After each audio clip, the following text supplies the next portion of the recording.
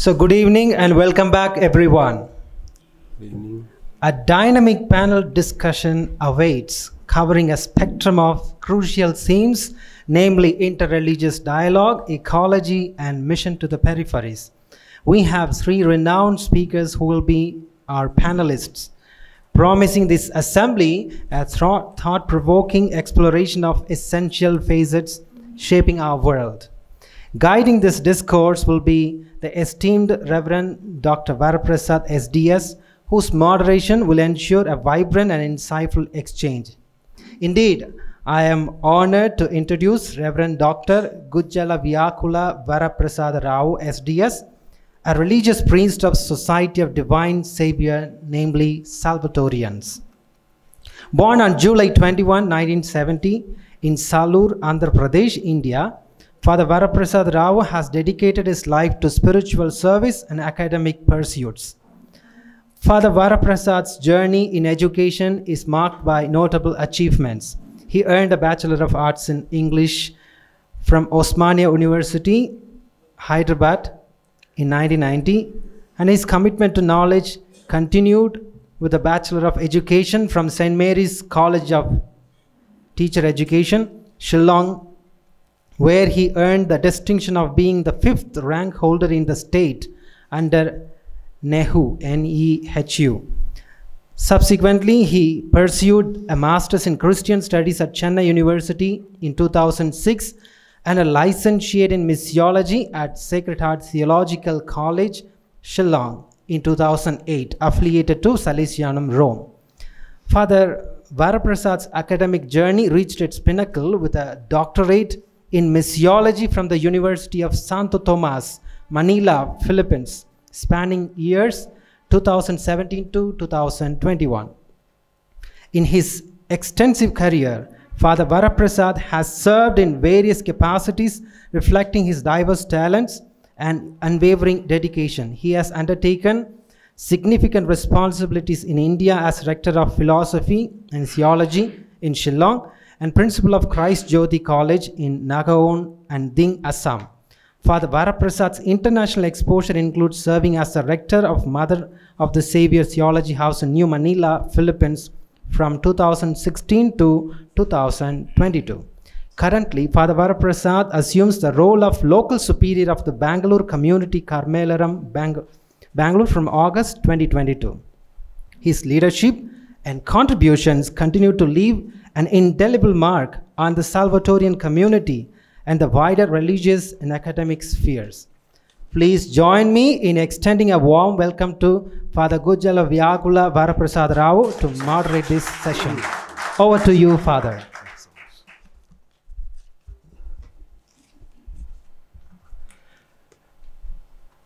Good evening and welcome to this all-important panel discussion.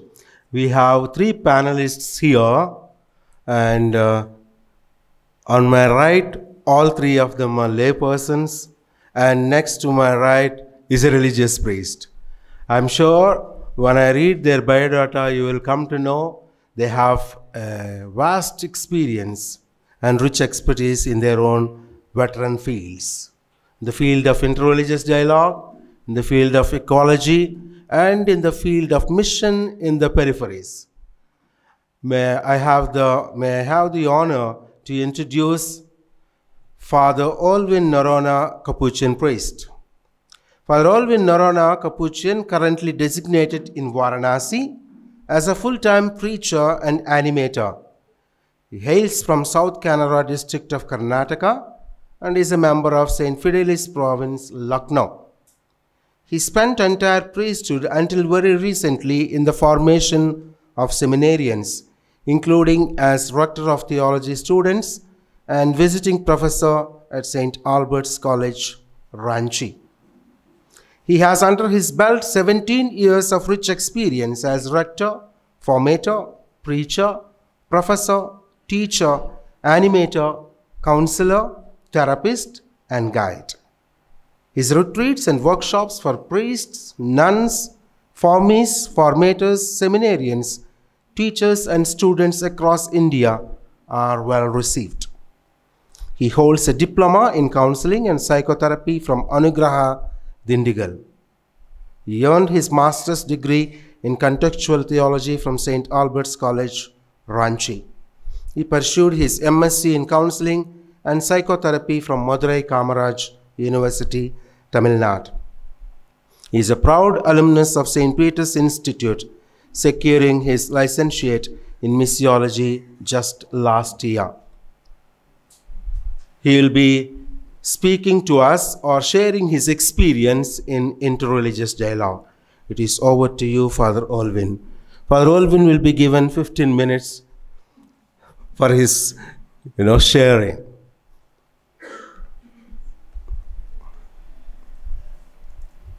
Good evening, everyone. Father. It's a privilege for me to speak on this particular very important topic, but I don't claim to have any deep knowledge about it. Yeah, can you hear me?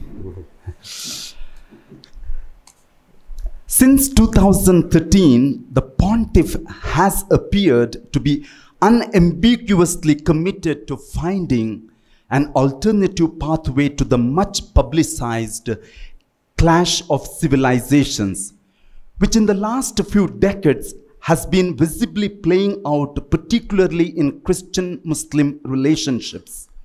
While papal initiatives, gestures, and journeys have consistently aimed at a culture of dialogue and encounter, amidst critics accusing him of compromising on theological issues that we heard from Father Felix as well.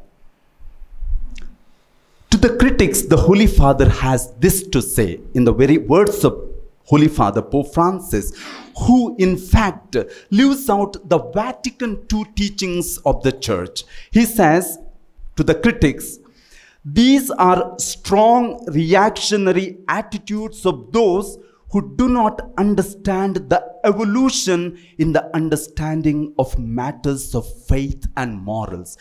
Friends, theology, morals, canon law, everything evolves. It is not static, it is vibrant, it is organic, it develops, and sometimes we are stuck.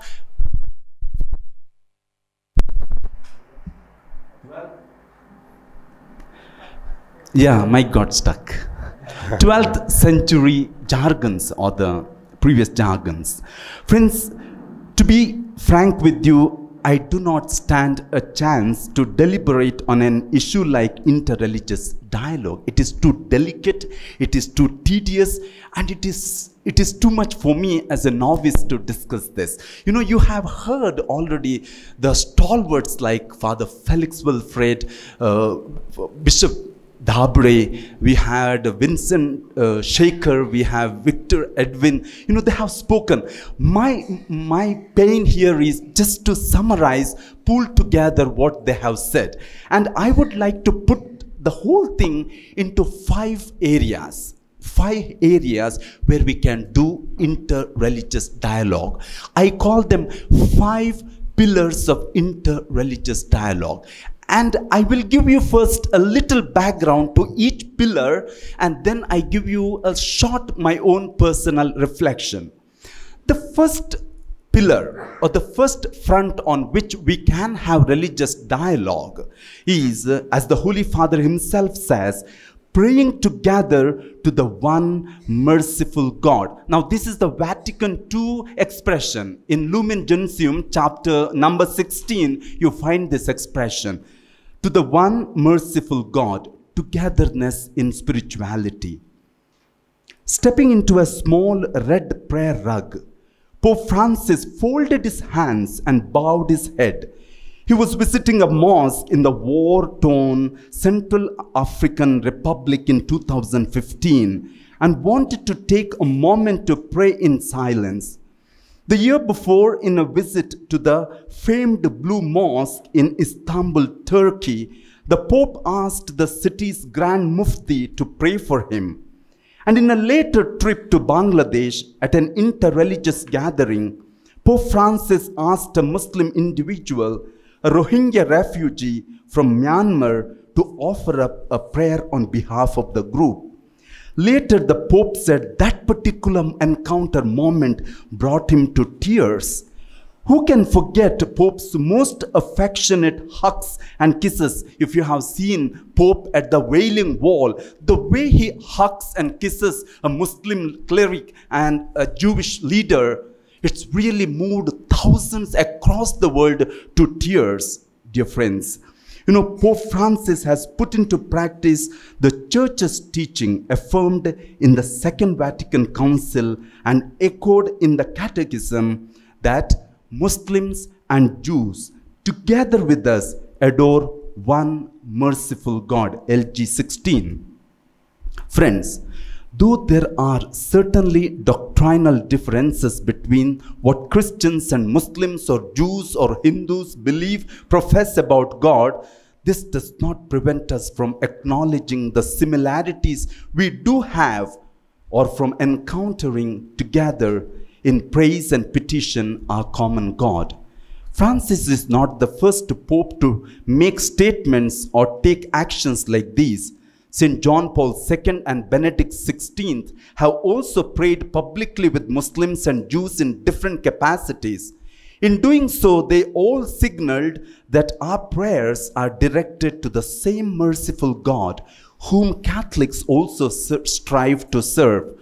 Different faiths coming together to pray on a single platform is one sure means to religious concord today. Friends, praying together is a very sure mean to a religious harmony.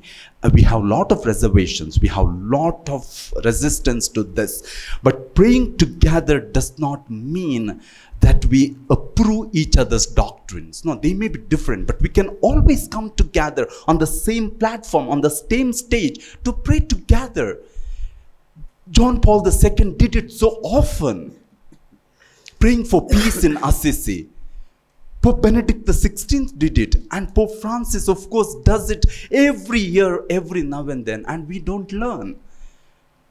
And Pope, as a Cardinal, Bergoglio, he did it in Argentina, Buenos Aires, so often. We don't see in India because we are so sensitive. And we are communally disturbed, so it is a sensitive issue. But this is one area where we can all do interreligious dialogue. And we don't need great expertise to pray together. The second, friends, the second pillar, doing theology together. This is more intellectual. Doing theology together, acknowledging the wisdom of the other. Toward the end of the encyclical Laudato Si, Pope Francis, while writing about the importance of developing a sacramental imagination of seeing God in nature and in our fellow humans, cites a 16th century poet, Ali al-Khawass. Arguably, this was the first time in the history of the Catholic Church that a non-Christian, a Muslim religious text was cited as in the official teaching of the Church. Besides, Muslims and Jews were also instrumental in Francis' 2020 encyclical Fratelli Tutti, which centered around the theme of human fraternity. Francis writes that he was stimulated, that is his word, stimulated to write the encyclical by his friendship with the Grand Imam Ahmad al-Taib and the head of Al-Azhar, a well-known Sunni Islamic university and mosque in Egypt.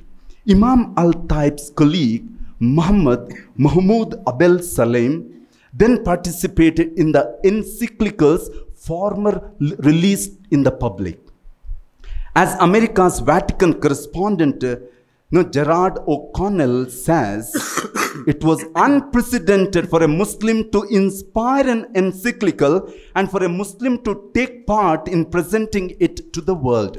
It never happens, or happens very, very seldom.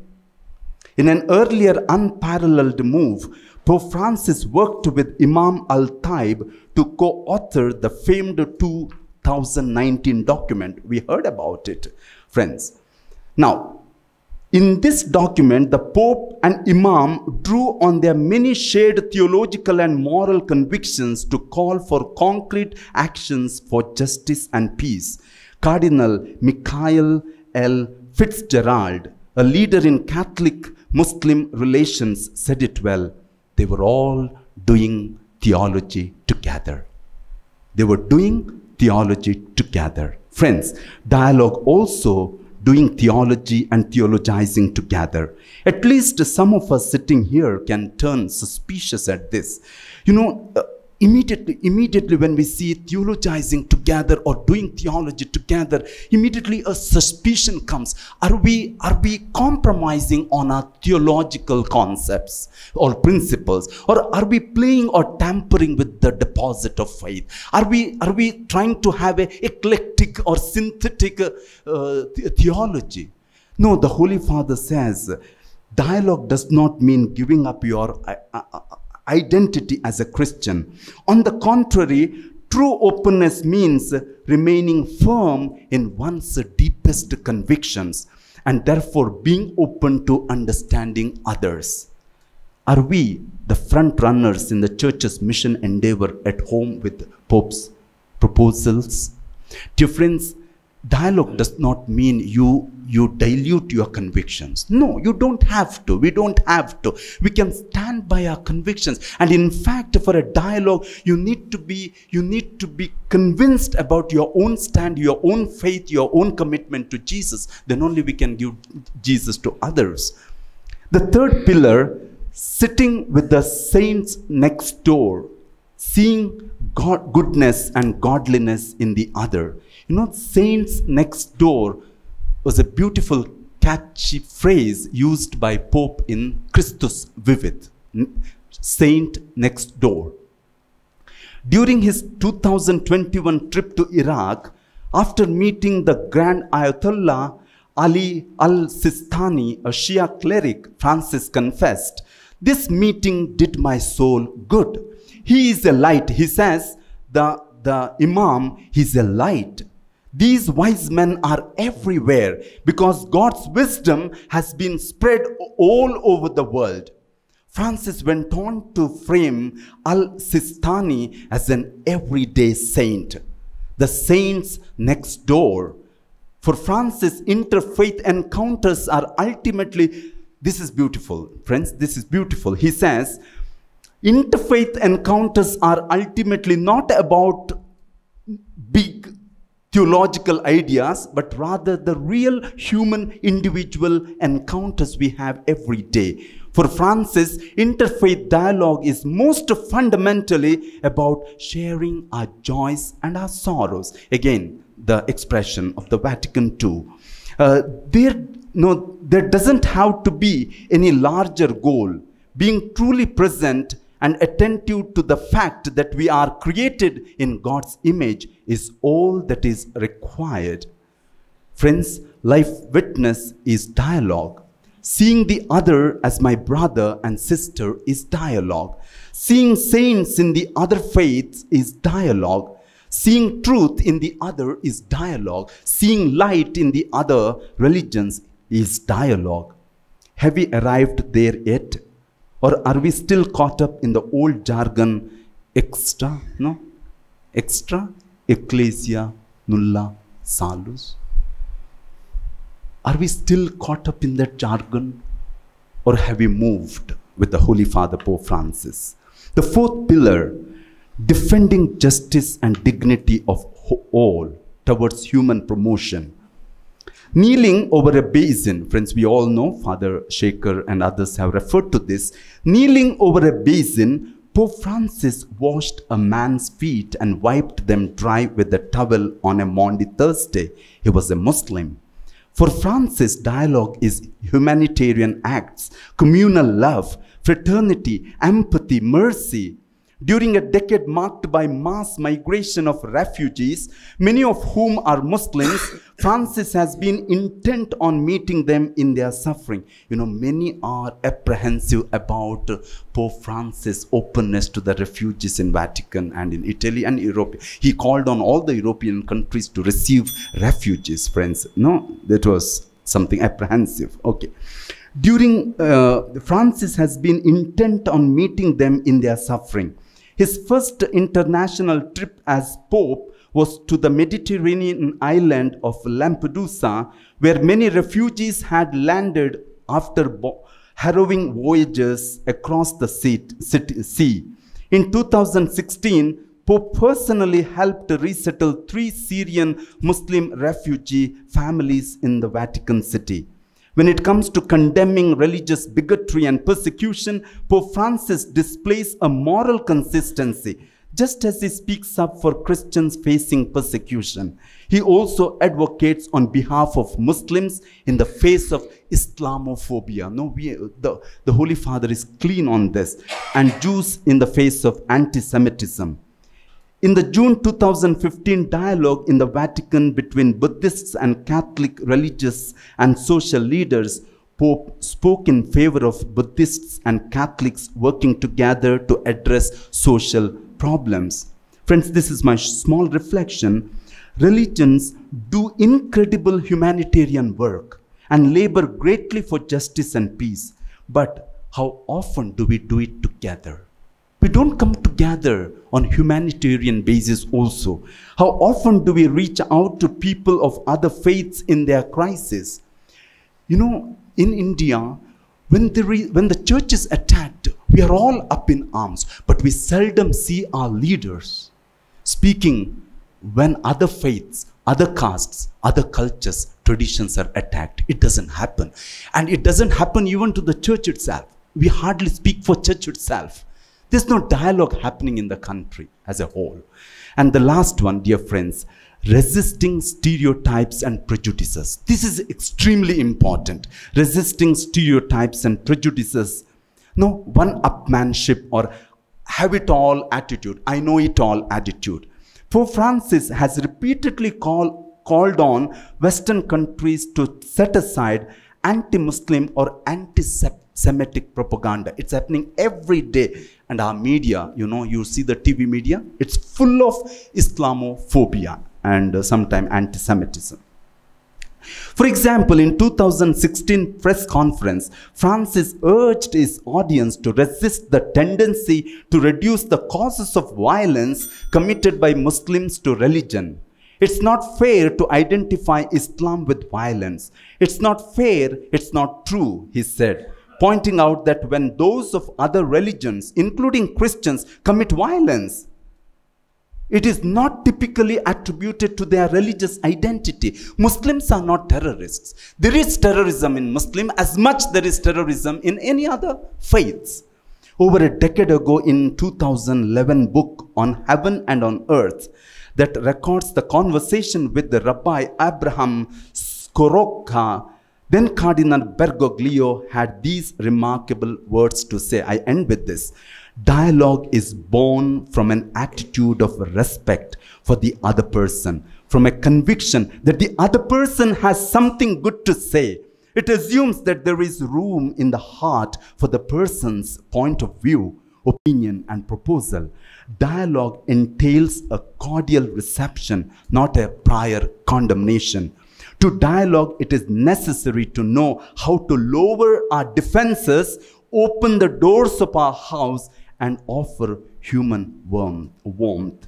Dear friends, we will do good if we too, especially the people at the helm, emulate what Pope proposes. What's elementary is, of course, a strong goodwill and humility to put asunder our age-old stereotypes and preconceived judgments. In case we attempt to approach interfaith dialogue with an attitude, I know it all, it won't work. We can't be saying that my moon lights up the night, yours radiates only dimness. My star twinkles, but yours are just black holes. My rose petals are full of hues and fragrance. Yours have only drab and stench. Dear friends, I end here. I end with Fulton Sheen's words. If we approach with stereotypes and prejudices, Bishop Fulton J. Sheen says, you will come out only with sand in your mouth. Thank you.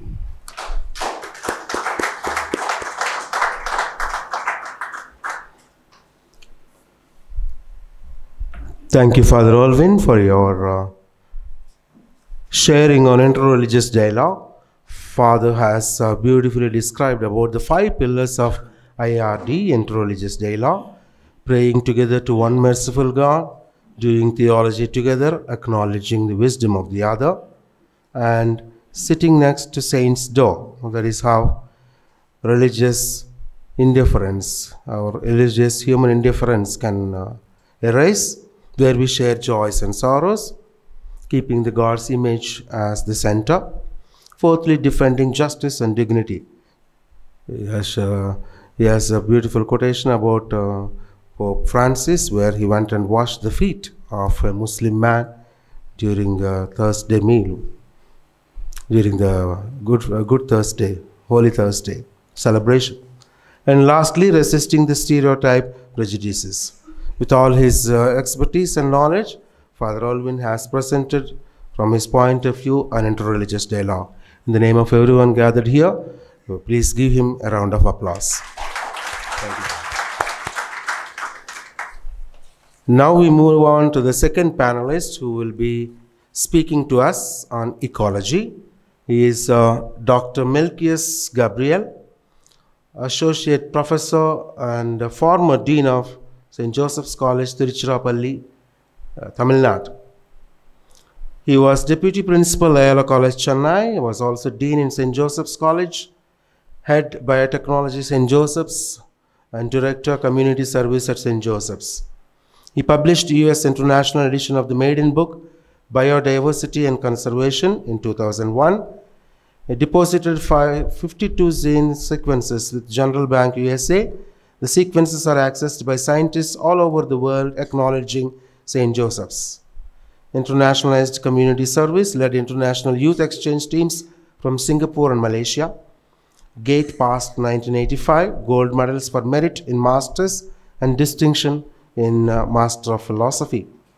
He was the teacher for 34 years. UGC funded research projects, 5 PhD theses he guided, supervised 34 MPhil research scholars, published 27 research articles in biodiversity and biotechnology.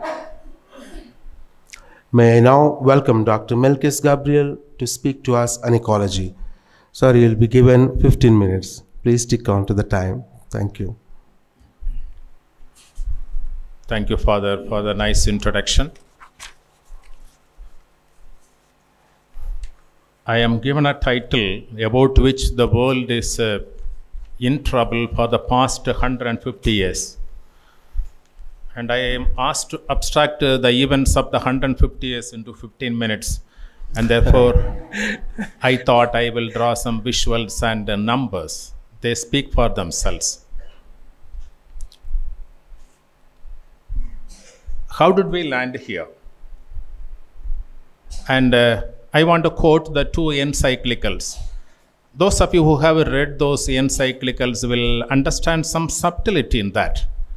2015, the first encyclical, 180 pages, and 8 years later, the Holy See is lamenting that not much has been done, and he has abstracted those 180 pages into an 18-page abstract letter. There are reasons why he is concerned, why he is worried, as we all should have been.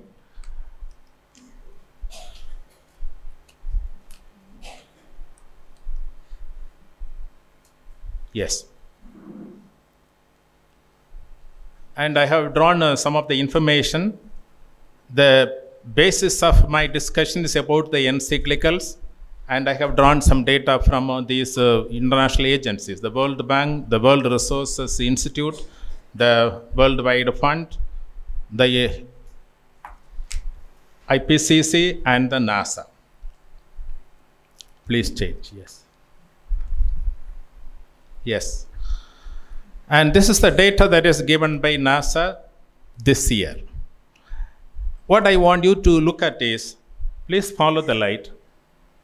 Some 800,000 years ago onwards, the records are maintained. It is not that records are maintained, but the ice caps and the deep sea ice research has revealed that for the past 800 years, there had been 8 cooling and 8 warming. a global warming takes place, followed by cooling. Again, warming and cooling. So on an average, for every 100,000 years, once the earth warmed, followed by cooling. Next 100,000 years, it warmed and then cooling. So what's the big fuss now that we say global warming, climate change, there is a crisis and all? Because this warming, instead of 100,000 years, the warming is reaching to very high level in the last 100 years. And it is resulting in unexpected consequences, and we are reaching very dangerous levels. Next, please. So my discussion in the next 12 minutes will be how did it happen, a little bit of science, and what will be the result in the long term, and how is the Holy See concerned, because he takes us to some of the verses in Luke and Matthew as well as in Genesis. So let us see a little bit of timeline. The Holy See has done a lot of work.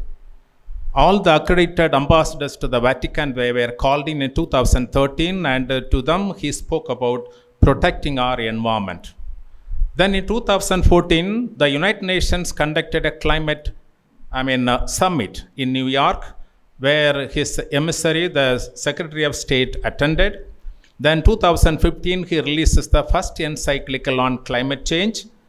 And that what I said, 180 pages. And 8 years later, now, last month, he released another one that is another 18 page long. This year also is very particular because we are going to have the Conference of Parties meeting in Dubai. And of all places on earth, why Dubai? It has a significance. Next, please. Little bit of science for all of you, especially for those of you who did not read science in your graduation.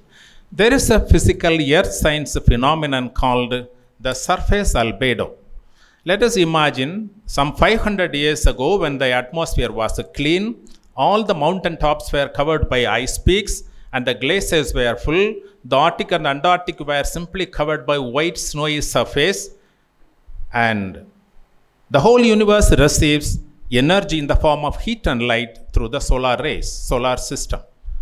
And what happens is the entire energy, heat and light, will be reflected back to the space. Nothing is kept on earth. Therefore, the earth is not warm. It receives light, then it gives back.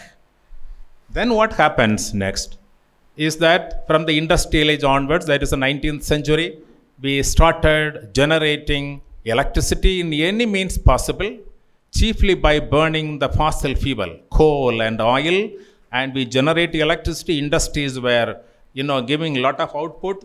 The world was developing, but the resultant consequence was burning the coal and burning the oil. Lot of gases were released like carbon dioxide, methane, nitrous oxide, then a little bit of ozone, and they all went up around 12 to 15 kilometers above the earth, and therefore around the earth they remained as a layer. Now solar radiation comes in. It penetrates this layer, reaches. As I said, the albedo, the rays, the heat must be escaping back to the surface or the space. It doesn't happen. These gases block them and counter radiation happens. This is how the warming takes place. So how the gases react, and that is greenhouse effect, because they are called greenhouse. The very word greenhouse is given something like, if you are staying inside a glass house, the temperature inside will be higher than outside. Now that is a phenomenon that is created by these greenhouse gases also, and they lead to the global warming. And now the end result of global warming is the climate change, and that is how we saw the last 800,000 years and the resultant global warming. At the bottom, I have listed you what are the dangers, the consequences. The global temperature rises, then the oceans warm up, sea level will rise. That is a simple physics. Anything by heat will expand. Oceans will expand. Oceans will expand also because of the third set of reasons, namely the ice sheets are melting, glaciers retreat, snow cover decreases, Arctic sea ice is declining. All these will melt and add to the oceans. Oceans are already expanding because of heat, and therefore the sea levels rise. And I'll tell you later what happens, especially for the island nations and the nations that have a coastal line. Then the ocean acidification increasing. In chemistry, those who have some chemistry, you will understand that will increase the pH. Living organisms cannot survive. And finally, certain things will happen. They have started happening now. 1 month ago, you saw 3 months load of rain dropped on 3 hours in New York. The whole town was blocked. There is an unforeseen thing. Italy is flooded. Different parts of the world are flooded. And flooding happens. India, there was flooding in Haryana, in Uttarakhand. These states, their usual rain all together brought down on a particular day, there is flooding. At one end of the earth, there is flooding. On the other end, there is a burning. There is a drought. There is forest fire burning. Never in our human history we ever witnessed that forest in the Siberian ice park will be burning. It has started. All these are consequences of this global warming and the climate change effect. If the global temperatures increase by 1.5 degrees Celsius higher than what existed during the industrial age, then what I have listed on the right side will be happening. Or we can say, boldly say, they have started happening. And what's the meaning of that industrial age? That was starting from 1870. The mass production assembly lines, industrial revolution, employment, industrial output, and all run by electricity. Electricity generated through burning coal and oil. So that is a starting point, and now we are reaping the consequences. One particular area of concern when the sea levels rise is about the loss of biodiversity. There is a usual disappearance of diversity or species by nature. That is, per year, after 1 million species, one species will disappear. After 1 million species, we have got 10 crores or 100 million. After this, every year, one species may disappear. But this is happening each day. One species disappearing each day. And so that is a huge thing. And where happens in the area, and there's a subtlety here, you will understand North America and Europe, it is less disappears because their species diversity is very less. In the Asian region, South America, it is more, and also in Africa because we have more species diversity. And then look at the small island nations. I have given you some of the facts. There are 20, 30 thousands of islands attached to certain countries, and these island nations are located all around the earth. 2021, the climate conference happened in Britain, Glasgow, and it was dramatized by one visual. Tuvalu, a small country somewhere far up Australia, and the man, the environment science man, a minister, he presented his report standing knee deep sea water. That dramatized. He says, you are talking about 50 years, but by another 40 years, my country and countries like mine, another 38 small island nations will disappear. All the major big countries like America or India who have coastal lines, they will lose 10% of the coastal belt. And when that disappears, also goes all the communities, the fisherfolk and all. So that is the real danger. Next, please. So now we want to know who are the polluters, who are burning oil, who are burning the coal, the leading carbon dioxide emitting countries, of course. But the real picture is China is a vast country with 1.2 billion people. India is another vast country with 1.4 billion people. America another 400 million people. China 450 million people. That doesn't matter. The next point will be make it very clear.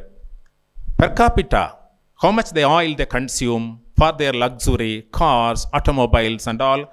It is a Qatar, one of the smallest countries. And Kuwait, Saudi Arabia, Canada, and the rich big countries do not come into the picture. They consume oil because oil is available cheap there. and they emit a lot of carbon dioxide and so on. Now, starting from the Kyoto Protocol, Kyoto Climate Conference in 1997, then the Paris Agreement 2015, and the British in 2021, they have evolved a certain method. Every country will be fixed. This is the pollution you are allowed based on your GDP, your population, your area. Beyond that, anything you will be charged. Charged how much? That is called a carbon credit. 1 ton of carbon released or 1 ton of carbon removed by growing forest, it is either red carbon credit or green carbon credit. So they evolved a mechanism called carbon pricing. In Europe, if you take a flight, you pay for the flying and then additionally there is a carbon tax. Every method of movement you make, if there is a carbon footprint left behind, then there will be a tax on it. Now we go far. In all these, does India play any role? For example, the carbon credit or the carbon pricing program, India doesn't have a plan at all. Huge country, some of the top 5 polluters. So I'm coming to the last 2 slides. What are the mitigation? There is some success. Energy is generated by alternative methods that are not spoiling the environment, like the solar, the hydrogen, and the wind also. And especially when I talk about hydrogen, hydrogen can be generated in so many ways, but the best hydrogen is naturally occurring hydrogen that is called the white hydrogen. When hydrogen is burned, there is no carbon dioxide released. And there are some developments globally the Holy Father is worried about. When Trump was the president, he came out of the Paris Agreement. He says USA is not part of it. There is a Republican candidate, an Indian migrated there, Vivek Ramaswamy. He says USA will never join Paris Agreement if I become the president. Britain announced last week that they are going to dig more oil well for gas and so on. The West has technology, but they are not ready to share that technology with the developing world because they say you share the cost. They are not ready to share for free of cost and a lot of things. But there are some good things happening. The EU has, European Union has declared a biodiversity law to protect nature. The solar and wind power, and they are gaining popularity. Electric vehicles is a big popular move. Europe is a big hope for the Pope, especially the youth and also the women. Right now, today in San Francisco, the Women Summit, Global Summit is taking place. They will be taking a lot of steps. This you must know. You know, Jonas Salk, he was the one who invented the vaccine for polio and saved millions of lives, but he was denied a Nobel Prize. He said, if all the insects were removed or removed from the earth, all living organisms will disappear from the face of the earth. Reversal, if man is removed from the earth, all humans are removed from earth, then all the disappeared as well as disappearing ones will flourish very well. This has a significance. This has a significance because I am cutting short. The Pope said something about, because I understand there are 2 concerns, main area of concern for the Pope. One is about how God saw the creation was really good to see every step of the 6 days, and finally after man is made, he saw it very good. Humans looked very good only in the backdrop of the rest of the part of the nature. And then the effects of climate change is going to affect the vulnerable, the poor very much. So these are the areas why he is very much concerned about this one. He says the world is our home.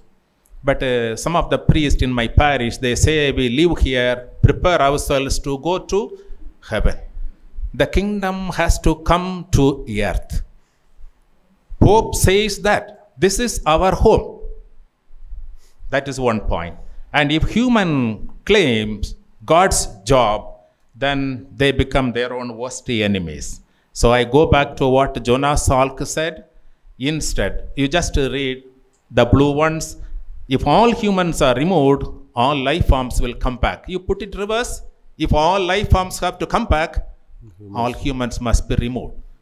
That will happen in another 50 years if we don't change for a course correction. Thank you.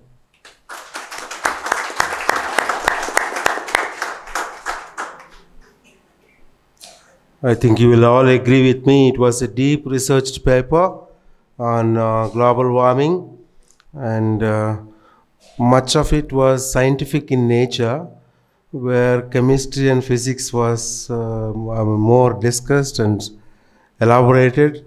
I myself did not understand some of the terms that he used, but then that is what it is, and we are all living with this ecological crisis. I take this opportunity to thank Dr. Melkis Gabriel for your well-researched scientific paper. Let us give him a round of applause. Now we shall go to the third panelist. They are a couple, and Naveen and Ginny Lobo. They both are lay missionaries in the Santwana community of disciples, a community canonically erected as an association of faithful in the Archdiocese of Delhi. Ginny Lobo is presently the servant leader of Santwana community. Naveen Lobo is presently the lay animator for Jesus Youth Karnataka Council. Ginny is a Protestant convert to Catholicism through Jesus Youth movement in the 90s, later became part of Santwana communities after her marriage to Naveen Lobo. Naveen started his walk with the Lord from Divine Retreat Center and later joined Santwana community in the late 90s. They are blessed with 6 beautiful children and presently reside in the Mysore Community House. Both of them are active in Jesus Youth movement too. Naveen, a businessman, and Ginny, an engineering graduate, later pursued their masters in theology in family and marriage sciences from John Paul II Pontifical Institute, Lateran University, Rome. So we would like to hear from Naveen Lobo on mission in the peripheries. Over to you, sir. Good evening to all. Good evening. Yeah, I know from morning onwards, you have heard so many papers. And last many years, you have heard many papers, isn't it? And I know many of you are searching for something in that papers. And I don't have any papers. That is one good thing. Second thing is, I am not going to present this subject alone, because a church says family is a domestic church. Therefore, we both together present, part by part. Mainly, I am going to talk about mission to the peripheries. When we say mission to the peripheries, church is called for that. And as a priest, as a nun, if we have dedicated our life to do something for the Lord, it is only because we found Jesus Christ, our Master. He had a mandate, He had a mission, and I am here to fulfill that. Therefore, I left my house, left my job, left my all comfort zone. As a priest or as a nun, I took a decision to go beyond. But today I am asking myself, or asking a question to you all, how much I am doing this? Because I remember Exodus chapter 2 about Moses. He was in his comfort zone with his father-in-law Jethro. And one day it so happened, chapter 2 verse 1 says, one day in the morning, Moses went beyond. That word beyond is very important. Most of the time we slip that word, beyond. One day he went beyond the limits of what he had. And then he met his master. Today church calls me and you to go beyond or go to the peripheries. When I say this, go to the peripheries, I'm very sorry to say, don't feel bad. I'm very sorry to say, we the church, I include myself, we the church, we are happy in the maintenance mode. Whether you agree or disagree, I don't know. Most of the time, we are happy with our parish ministry, we are happy with our institutions, we are happy with what is there. Are we serious about the Christ mandate? That is my first question. When I say Christ mandate, I just want to refresh one more thing, like in Luke chapter 15, he speaks about 100 sheep. Everyone knows. I think most of the priests have preached at least once or twice every year. Beautiful passage. And this shepherd has 100 sheep, and as one day he went out, one sheep is lost. Now, for a common sense, one who has a common sense, what he is supposed to do? Leave. Hello? Let it go. Let it die, man. I will have my 99 will make more. And what Jesus says? This shepherd, this good shepherd, went behind that one lost sheep. That is our mission. That is going to the peripheries. But you ask yourself, what I am doing as a priest, as a nun, as a layperson, as a Christian, what I am doing? I am happy with this 99. So-called those who are coming every day to the church, I am happy with that. So-called those who are coming for the prayer group, for the BCC. And just imagine then that one Thomas, every day he drinks, he boozes and he shouts against me. How much happy I am. My and your mission is to go behind him. As a boy, 25, 30 years before, when I had a first God experience in Divine Retreat Center, I said, God saved me with all these problems. Now I should repay. Then I said, how? I didn't know. I went back to Divine, started my ministry. I was doing the translation in all the 4 languages in English section, Hindi, Kannada, Konkani and English. Then after 1 year, I moved to North India. I was there almost for 18 years, working in the remotest places where people doesn't want to go. And I'm really, really grateful to the Catholic Church where they have gone there. Some of the missionaries, like I was so happy to see Father, he was in Shillong. We are working in Shillong from last few years now, Northeast. I saw the sister in Chhattisgarh. I worked in Chhattisgarh for many years. Let me begin with one beautiful experience going to the peripheries, to the Gujarat, where our own Prime Minister Modi is from. For some reasons, we hate him. For some reasons, I don't know. Maybe we are all Christians, we are brainwashed like that. Modi is not good. But go to Gujarat, I'm talking about South Gujarat, the Dhang district, where the biggest Catholic population of Gujarat resides. They are very happy with Modi because he has provided whatever they wanted. Road, water, electricity, and what more they need. And when we started our mission there, we started mission with the young people. The Jesuits, once I was there for a program, then they asked me, can you do something for our young people? When I talked to them, Father said, Naveen, we tried all the means, ICYM, ICUF, YCSYSM, many youth movement, didn't click anything. Can you do something? Then we said, let us try. Because he said one thing, our young boys, they are on the roads because of the addictions. Can you do something? We started the training programs. 15 years, we worked there on and off, every once in 2 months initially, then once in 3 months, we started training the young people, walking with them. Just before the lockdown, November 2018, we had a convention there, youth convention. There were 1,200 young people gathered.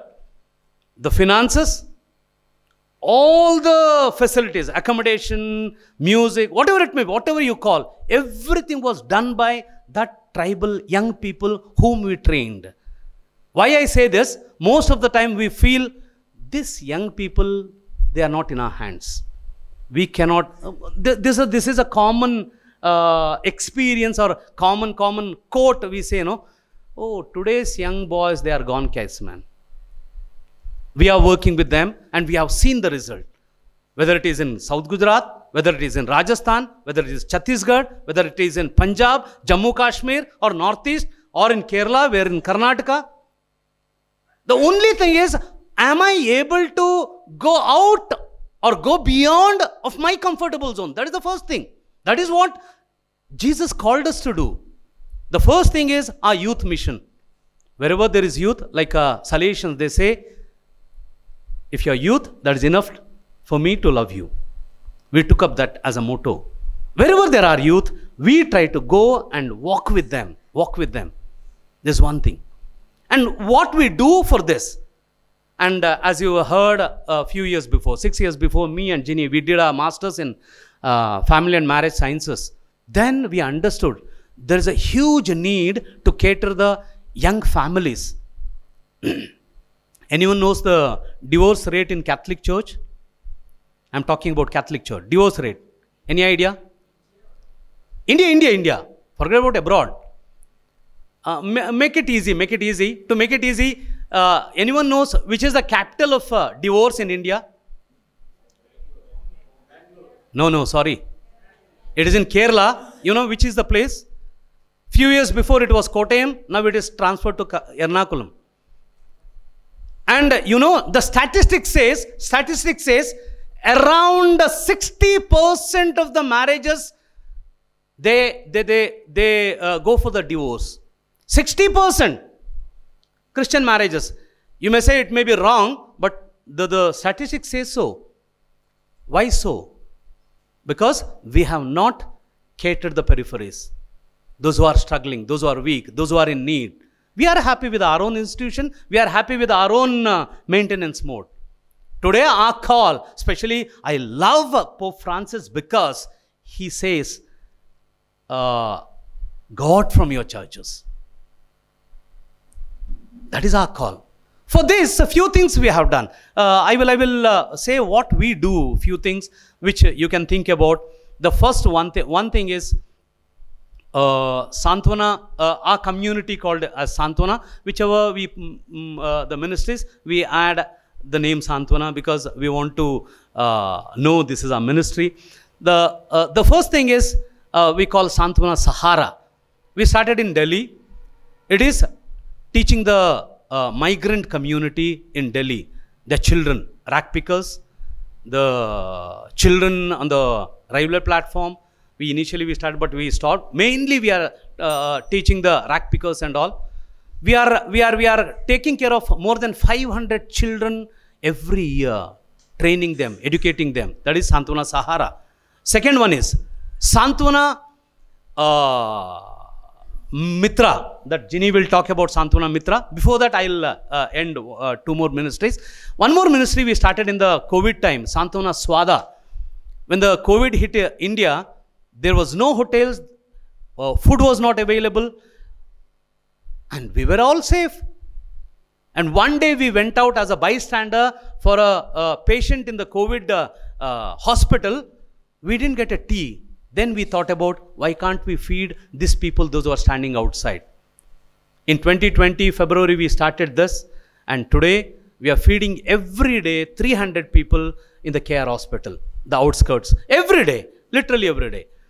Third, the Rise India ministry. That is what the ministries we do, we need prayer. Most of the time we miss out this.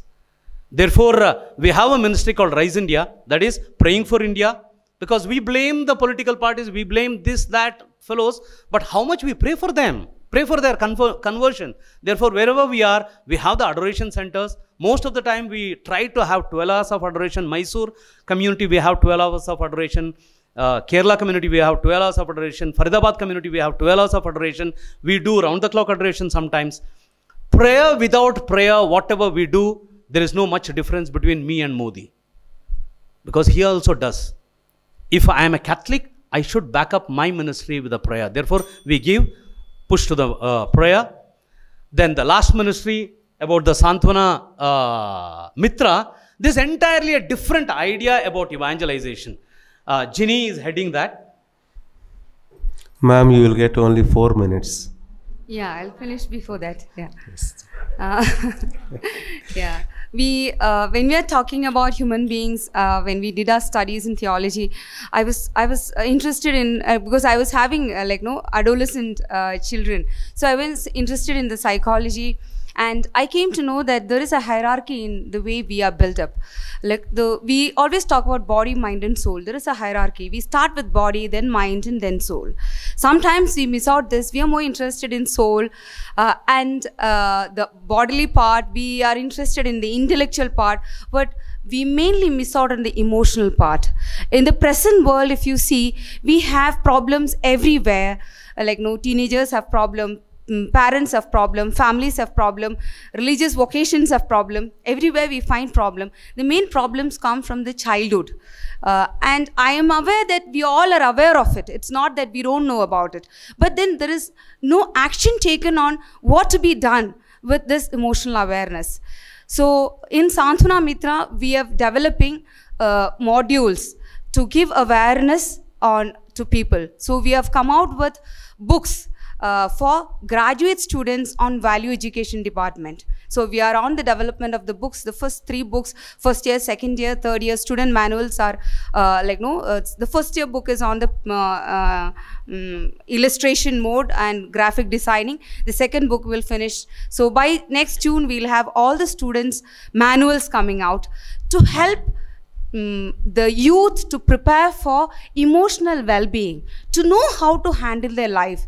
There are a lot of challenges right from the time we are born in our families. We don't have perfect parents. We don't have perfect teachers. We don't have perfect parish priests. We don't have perfect people around us. So we live in imperfections. How do we handle these imperfections? And how do we actually contribute? So as a human being, I reached my teenage. I had to struggle. Only because I fell into the GS Youth, I was supported. I would say there were people who walked with me, who could help me to choose the right things in my life, and I'm here. I came from a family which did not believe in God. I was not baptized even though we were Christians. I belonged to CSI church, but my father did not believe in God. He did not baptize me until I was 17. And I was baptized only because I had to have a community certificate so that I could write my entrance examination. That was the motivation my father had to baptize me. But I encountered God through GS Youth prayer group.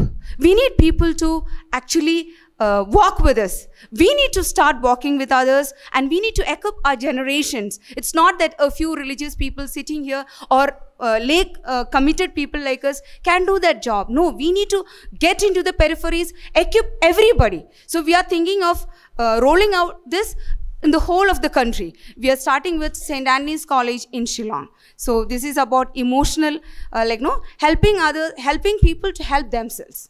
Thank you.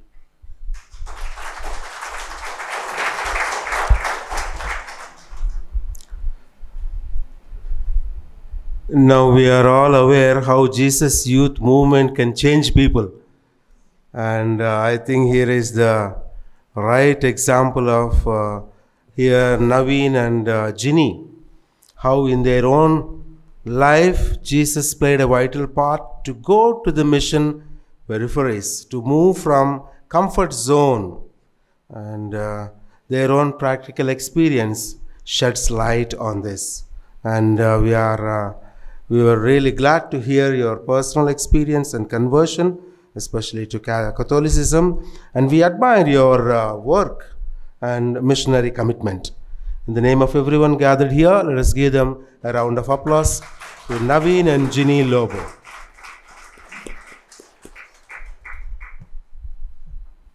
Now the floor is open for discussion. You may ask Father Olvin with regard to IRD and religious dialogue, and with regard to ecology, Dr. Melchius, and with regard to mission in the peripheries, to Naveen and Ginny Lobo. Yes, address to whom you are aiming the question. Good evening, and my question is to Father Alvin. Okay. And I also want to make a small interaction to Dr. Melchior Gabriel. My question is, yesterday when Dr. Ramaladas was speaking, he spoke about Fratelli Tutti, and he was speaking about social dialogue. There would be a paradigm shift of social dialogue, and if this momentum is widespread, and if the social dialogue gets engulfed, or the religious dialogue is engulfed by the social dialogue, what would be the place of interreligious dialogue, and what would be the future of interreligious dialogue? That's my question. And my interaction to Dr. Melchios Gabriel is, I come from the Telangana, a place called Khammam, from the diocese of Khammam. There was a man called Dareli Ramaya, who has from childhood onwards, from 5-6 years onwards, he started sowing seeds, and he has almost planted more than 1 crore plants, and he's given also Padma Shri and well recognized, and people of this sort are on great mission to change the global warming, and I just want to share this, and thank you. Social dialogue and religious dialogue. Social, what you meant by social dialogue means, what was the thing? Social dialogue? I think from all the insights I got, and what this social dialogue would supersede the interreligious dialogue.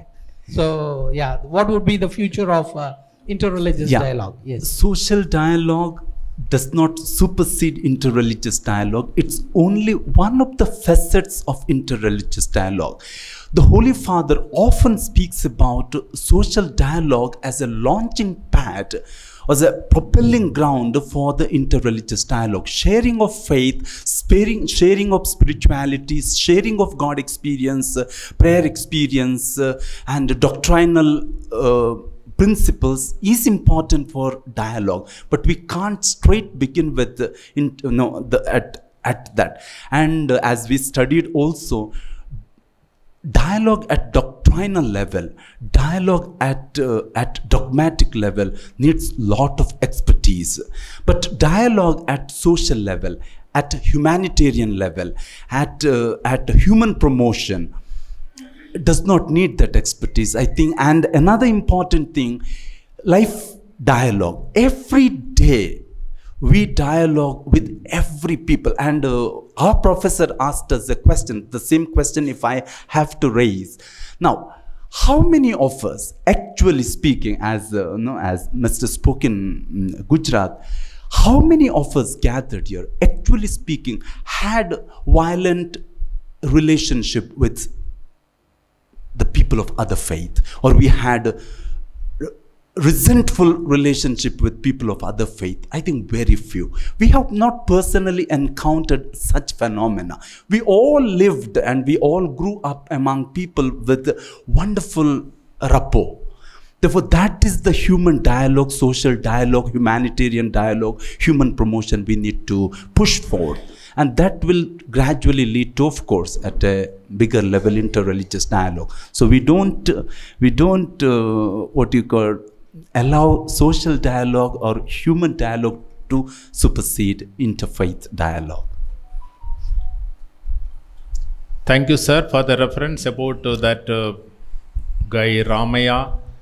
There are such unsung heroes around us. We must recognize. Thank you, sir. Okay, the my next question to Father Alvin. Conversion. The first thing, conversion is a I don't say conversion, propagation of faith and beliefs, even cultures, is a constitutional right, and Constitution upholds it. Of course, on the ground we meet what political confrontations. It is difficult. That's exactly the question that I posed to Felix Wilfred this morning. We don't have real blueprint guidelines, especially in our country, even as we are living in a volatile society. Because we study, even in here, we study dialogue. We study dialogue with Islam, dialogue with Hindus, dialogue with non-believers, dialogue with atheists. But we are not sometimes told how concretely we can do it and what is the church's stand. So I think there we need to do a little homework. In a volatile society like this, how we can move forward. I don't have the answers. I don't have the answers. And the Indian mind, Indian church's mind is not clear, not speaking. We say mission, we need to convert, we need to evangelize. How do we do it? And Bishop Dabre said it very nicely, we need to do it very prudently, but we don't have a strategy. We are lost. We are lost, and we are trying to be second fiddle. Yeah, I don't have an answer. Technology is becoming a human way of life. Without technology, we cannot live now. The other hand, the ecological problem is coming down. How to reconcile? Whether you have to keep all the technology and maintain the ecology, how it is possible? How to reconcile this? Human creativity, human intelligence is characterized by a few variables. It is very diverse and very distinct and very unpredictable. Though the dangers of climate change is lurking around us and we have started witnessing the consequences, the Holy Father wants the church to take a lead. Because it is not directly a church problem, we cannot be closing our eyes and be a spectator. That is the point. The Holy See is worried because it is God's creation. Man cannot take his as his right to destroy nature for his own generation. There is what is called sustainable, prudence. What we have received, the earth, we should leave behind a better one for the new coming generations. And therefore, as citizens of this earth, we are duty bound to protect nature. That is my idea. Thank you very much, all four of you, for the insights that you have shared. And I mean, you're really experts in your field for the hard work that you have done, and particularly our Christ youth, I mean leaders, the efforts that you have put in, because just last week we had in Dharmaram College, you two were there. How many? 13,000? 18,000 youth were there participating. Yes. Practically for 5 days, yeah. And our own seminarians, some students of theology from Kengeri, Dinasava Ashram, they have returned with lot of beautiful insights, as well as the what you call challenging ventures of your group. I mean, what I mean is your initiative and your mission. So I congratulate both of you, husband and wife. Yeah, and also you, for example, how you, for example, helped your wife, who was a different person, different meaning of different faith, and the growth. Yeah. So the congratulations to all. Also a word of congratulations to Father Alvin, my own confrere. Yeah. In spite of your different commitments and different missions, the data that you collected, I mean, referring to what they call popes, the aspect of the dialogue or this thing, I thank you for that. Congratulations. Informations about what happened the conference, Jago. 18,000 young people gathered. Around 13 bishops were there.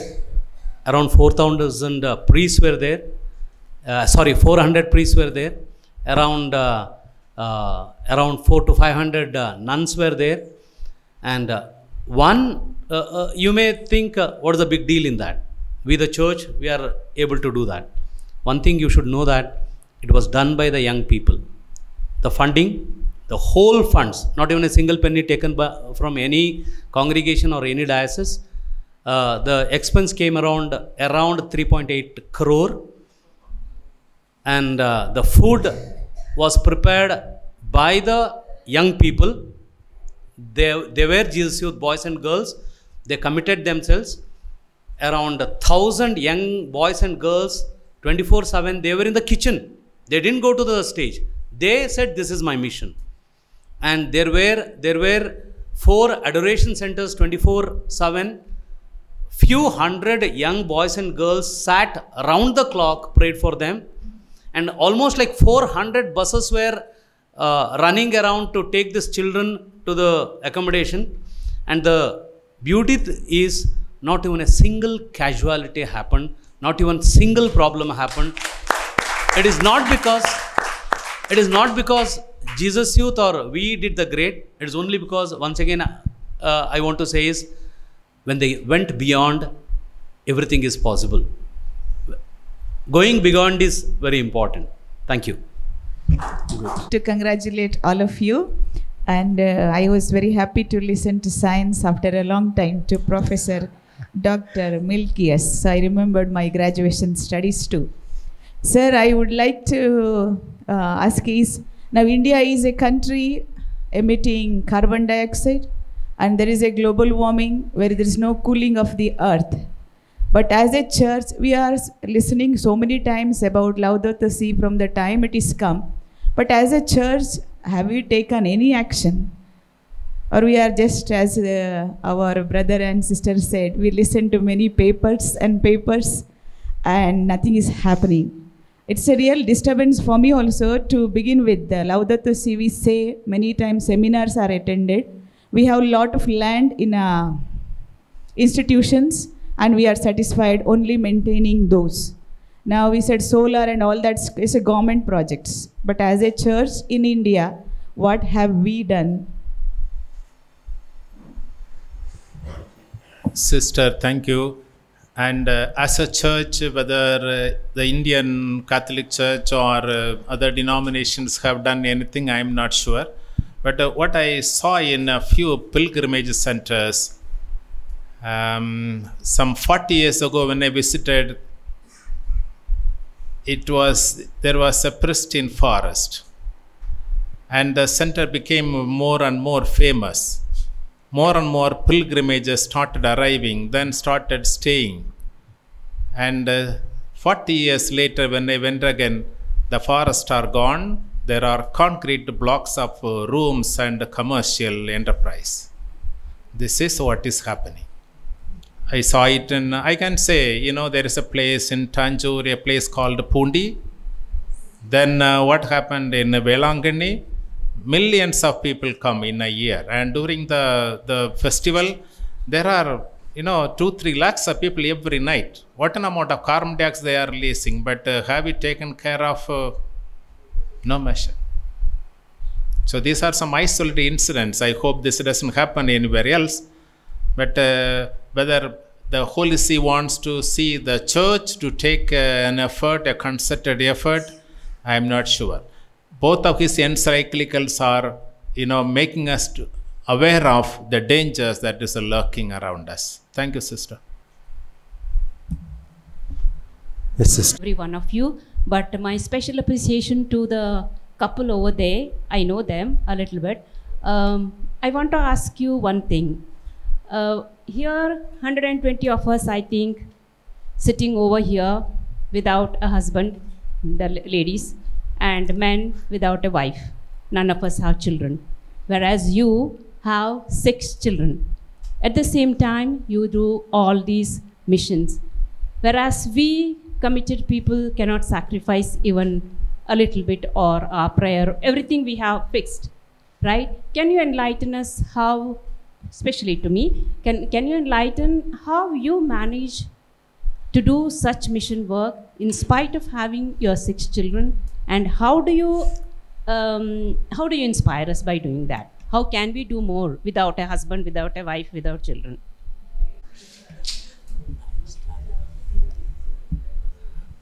Sister, I will disagree with that. Husband and wife, I can agree, but if you say I don't have a children, that is a wrong statement.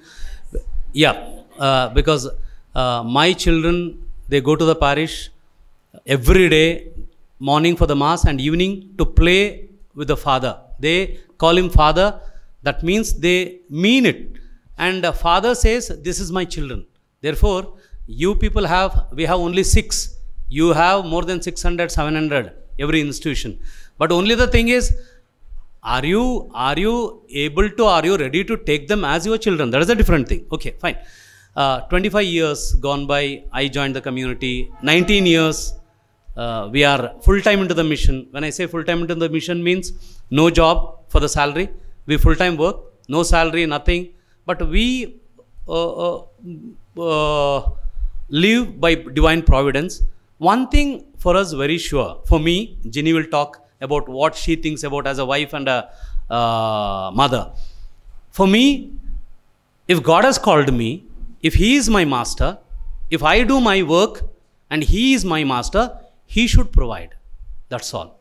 Therefore, I don't think what will happen tomorrow. I don't think what will happen to my children. Initially, Ginny didn't move.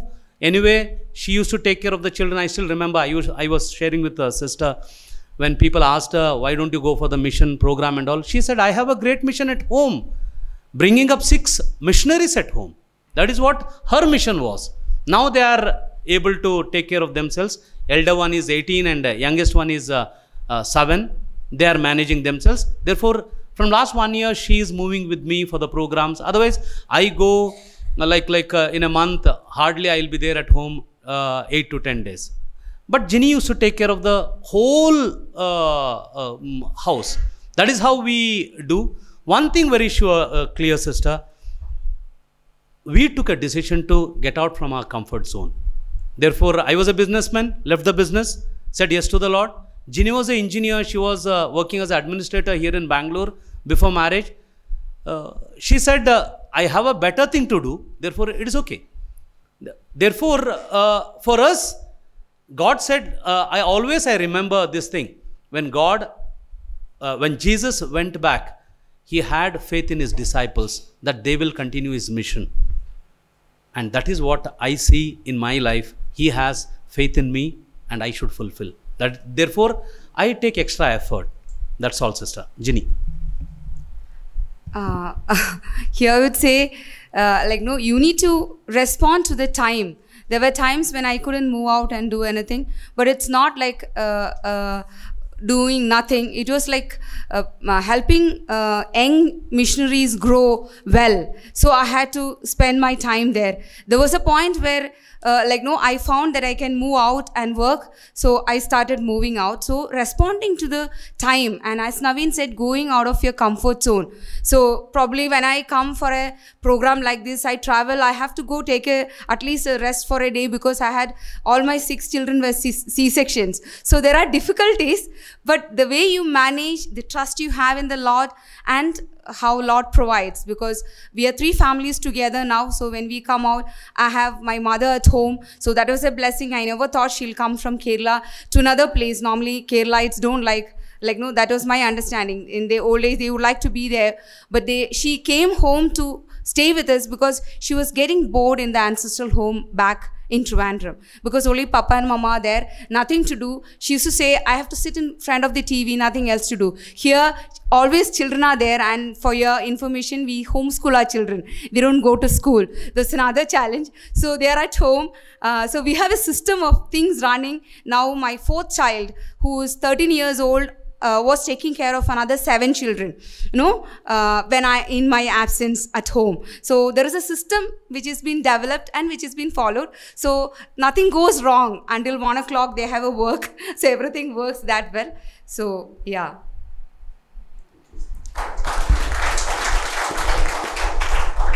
We are just last 2 minutes. We can entertain 1 or 2 questions. Okay, sister.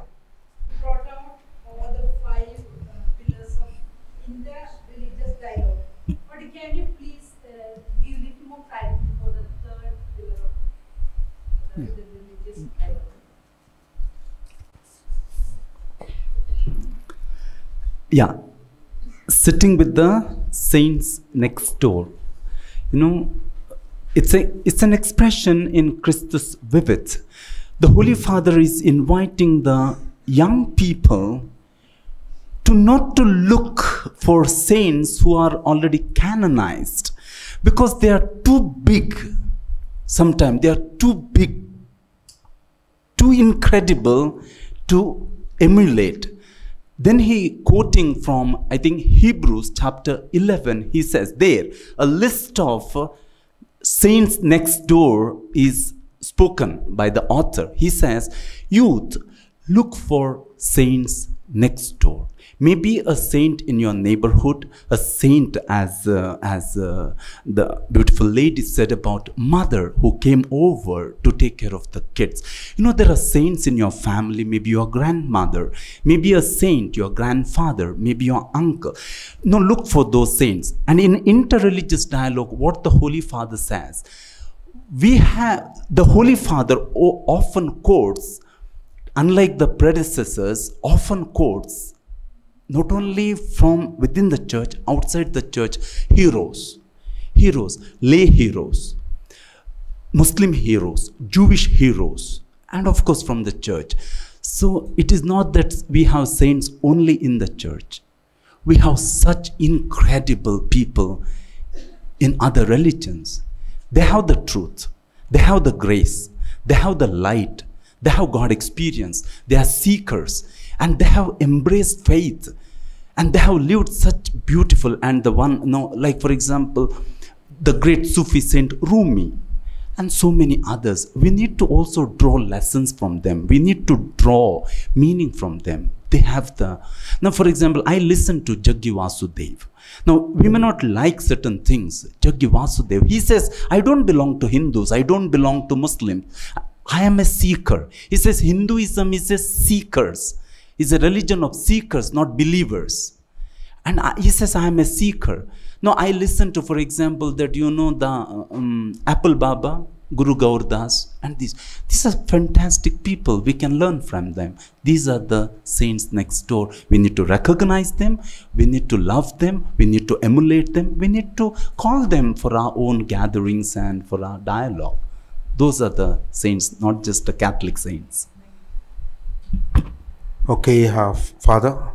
Here we know, all of us, we know the mission mandate proclamation. God, all the baptized Christians, we have the greater responsibility of proclaiming the word of God. But God, our Lord Jesus Christ, didn't mention any media. You are free to choose any media, first one. And as we come to Vatican II, we can't pave the way, and John the 23rd paved the way to sense the biblical seeds in other religions. Okay. When we come to Indian context, as we are in multi-religious context, so our Indian church should have the option other than interreligious mission. Other than interreligious mission, proclamation of word of God, a proclamation of God's message through interreligious mission. Now all the dioceses we have the media pastoral centers. I don't know, hardly we have the dialogue center. Of course, in Tamil Nadu we have John Paul Dialogue Center in Trichy, and Coimbatore we have our Salvation, okay, and Aikalaya. Now, my simple and humble question is, are we aware of utilizing the media, present media, for promoting interreligious dialogue? So now even the small, many unknown groups utilizing media, you may ask, have you started? Yes, I started. WhatsApp group, interreligious WhatsApp group, within our friends, where I studied all the Hindus, Muslims, they are there. Okay. Now, what is the problem? What is the problem? Once upon a time, Suresh was there, and the leaflets were there from. Now, hardly we find the mission of interreligious dialogue through media. Now, at least all the pastoral centers, the media centers, communication centers, why can't they use the program? And our target should be utilizing media, utilizing the national media. We cannot go and proclaim the word of God, but we can talk the integrity. We can talk religious unity. So my question to my brother, Capuchin, brother Alvin, tell me, brother, what is the problem? where it lacks, what is the initiative we are going to utilize the media for promoting interreligious dialogue? I'm not an expert, Father. I'm not an expert in this. But I think, by and large, the church is making some effort to make use of the media as best as it could. But we have not been. You look at the way, for example, look at the way the largest party in the world with the largest number of cadre, the BJP, used the media to win the last election. Or now Congress is falling in line. But I'm sure we don't have such means. And I remember, for example, print media. Bangalore diocese started a paper, and I don't think it lasted even for a year. We start TV channels and they don't last. And you know, sometimes because of our own internal fighting, I know some of the TV channels stopped because of the internal conflict, or sometimes even because of the mismanagement of the money and resources. And we cannot live together. We cannot pool the eminent personals and intellectuals together. We can't live together. There are a lot of internal issues. And just as you said, media, I suggested also to our dear president, I would like to publicly confess, this is an extremely renowned, esteemed institute. And we need to have, for example, what you call the digital room for no, we do this, but we can also have a digital room to record and to also make this available to a larger audience. Yeah, that's all I can say. We have one CMI priest who is doing his doctorate in media and communication. We need more people. Yeah, that's true. We are failing. Though I said the last one to ask question, but I see Bishop Dabre has some question. Thank you for your kindness to invite me. Though I had made my mind not to respect the audience, but I take this opportunity as I thank you. But I want to say, no, every time it is said, what is the church doing regarding environment, regarding ecology? What is the church? Where is the church? You and I are the church. So I want to say 2 points. The speaker who spoke on ecology, it would have been very, very interesting, sir, if you had told us your personal involvement in the promotion of ecology where you are living. Some instances that is good. I think every talk must be based on personal experience. This is what I am doing, this is what I want to share, and this is my foundation for my work. So regarding this intervention, wherever you are, you do what you can. In my diocese, which was praised as the first eco-friendly diocese in India. It was praised. True or false, I don't want to say. I don't want your applause, you know. I want to say everybody must do. I have declared eco-friendly day, promotion of ecology day in the diocese. And then I personally have encouraged carpooling. When you come to Mass or when you go somewhere, one driver and the whole car. One person, driver 2 and the whole car. Can't you invite people in your neighborhood in your car, or can't you join their car? Don't think it is below your dignity. This dignity and VIP status, let us get rid of that. So I have traveled with my lay people, I have traveled with the rickshaw, etc. So I think where we are, we should do what we can. And I personally save water. I personally have planted around my room, etc., all green plants, etc. I have promoted this solar, etc. So my point is, each one, you are the church, we are the church. Imagine in the country there are 2 crores of Catholics, 2 crores. If all of us promote ecology, India will be a paradise for ecology. Thank you very much. I hope you'll all agree with me. This session was more lively and interactive in nature. Our panel experts were really scholarly in their presentations, starting from Father Alvin, who spoke and gave a research paper on interreligious dialogue, and on ecology, Dr. Milkius, and mission to the peripheries from practical point of view. They were really convinced of their mission, Naveen and Ginny, and to all of them, I would like to thank from the bottom of my heart. Thank you very much, dear panelists. And thank you, audience, for your patient listening and interaction.